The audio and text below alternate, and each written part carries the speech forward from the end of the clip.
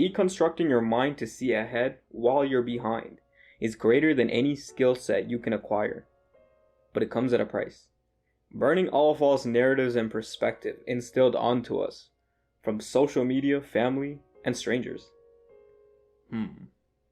Leaving all false narratives sounds easy, yet most of us just regurgitate someone else's perspective instead of living through our own. Let me show you a clip of Naval on Chris Williams' podcast, where the overlaying theme is being present, while the underlying theme is building or having a perspective to be present. Yeah, for better or worse, life is very short. How should people deal with its briefness? Enjoy it. Make the best of it. It's even briefer than that. Each moment just disappears. It's gone. There's only a present moment, and it's gone instantly. So if you're not there for it, if you're stressed out or you're anxious or you're thinking about something else, you missed it. So any moment when you're not in that moment, you are dead to that moment. You might as well be dead because your mind is off doing something else, or living in some imagined reality that is just a very poor substitute for the actual reality. So one of my recent realizations was, what is wasted time? What is a waste of time? So I don't like to waste time, but what is wasted time? And everything is wasted time in a sense, because nothing matters in the ultimate. But in each moment, the thing matters. In each moment, it's the only thing that matters, actually. What's happening in front of you literally has all the meaning in the world.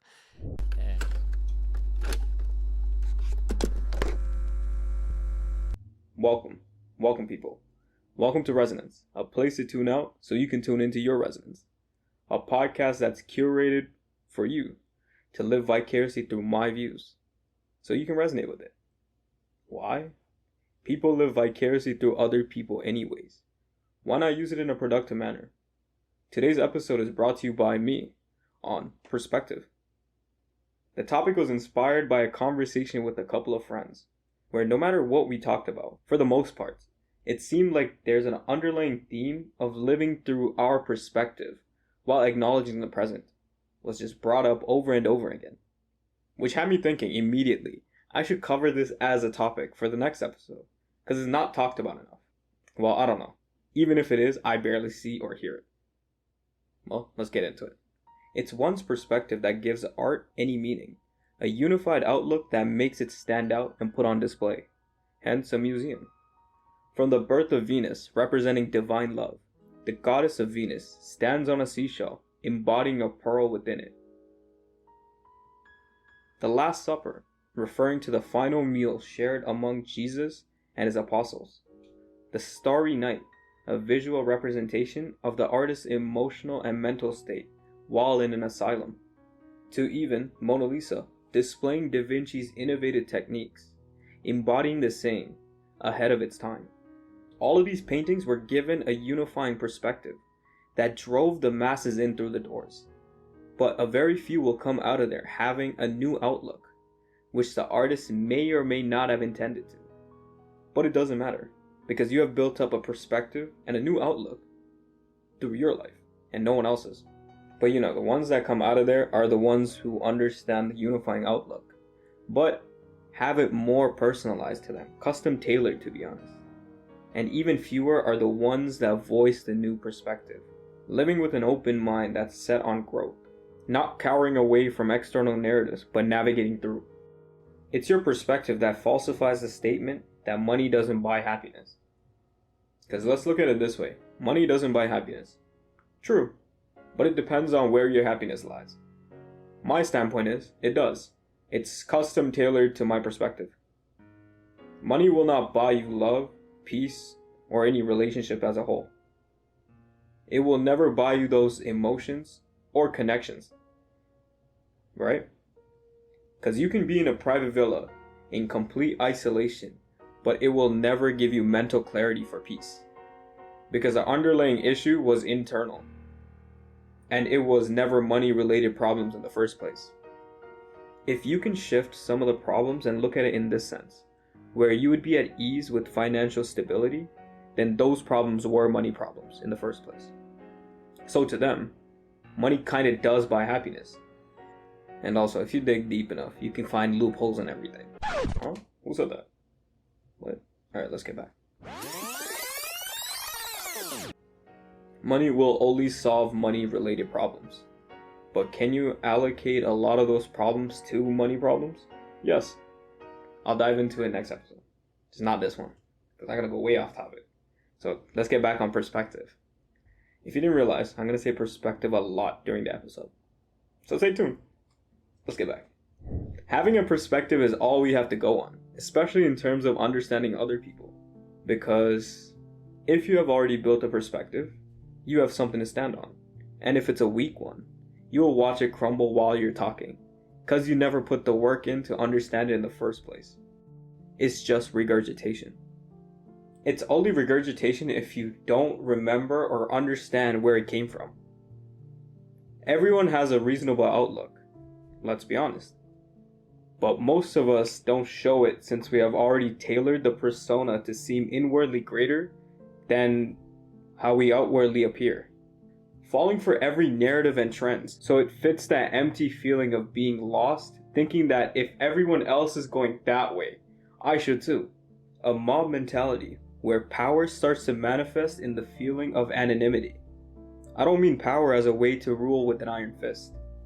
I mean power as in the mental fortitude or reassurance you get from the association of a large group, where the loss of a person's sense of individuality starts to show, and reduces any normal constraint against deviant behaviors, which allows the Machiavellians to take control from the shadows. Shadows? What are you, Sub-Zero from Mortal Kombat? Talking about shadows. What the... Huh? Bad days are always ahead, it's inevitable.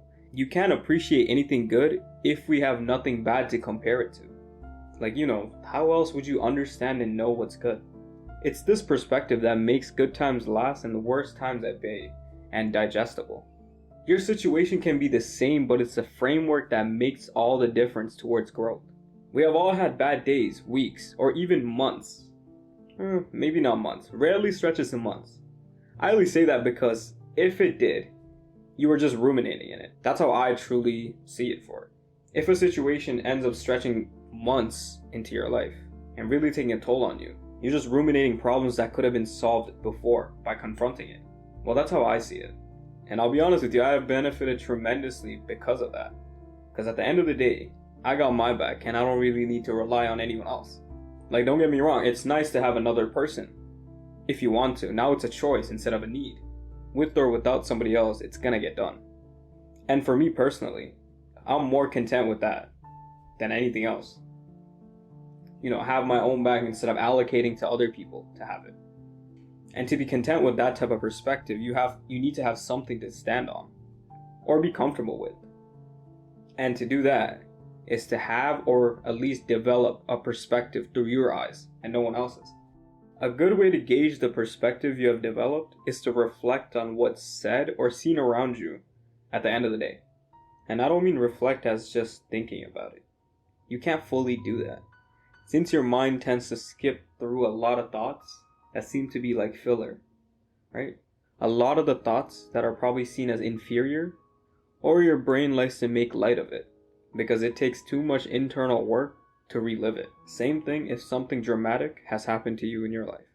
You tend to soften the severity of the situation, so it's more digestible, to be nice to yourself while you're reliving it. So the best way to reflect is to see it visually in front of you, like writing it down. Your mind is moving faster than how you can say it, and how you verbally say it is going to be way faster than how you write it down. Writing it down forces you to slow down your thoughts and articulate it better, while letting you edit and fill the gaps needed to understand the whole perspective, right? And I don't know what it is, but physically seeing what's written down helps gauge any situation better. It may be because you can revise it with absolute clarity over and over again without having any of those gaps in your thoughts. Or maybe it could be that since you have written it down, a small burden might have lifted off your shoulders, because now you're not just holding it internally, it's out there. But truthfully, you don't have to start by writing or journaling if you have never done it before. I just said all of that only because it's the best indicator to gauge your perspective.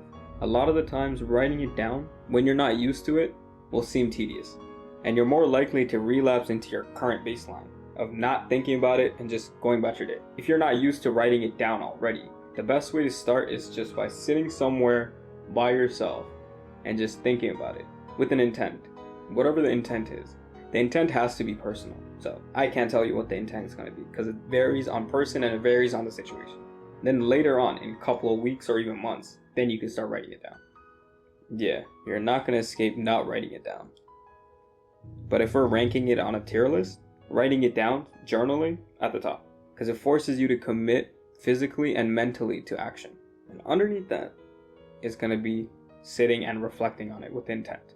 But the reason I said you don't have to start at writing it down, because a person whose baseline lies at just moving along day by day, not being aware of anything or anyone, will equally benefit by just reflecting on it.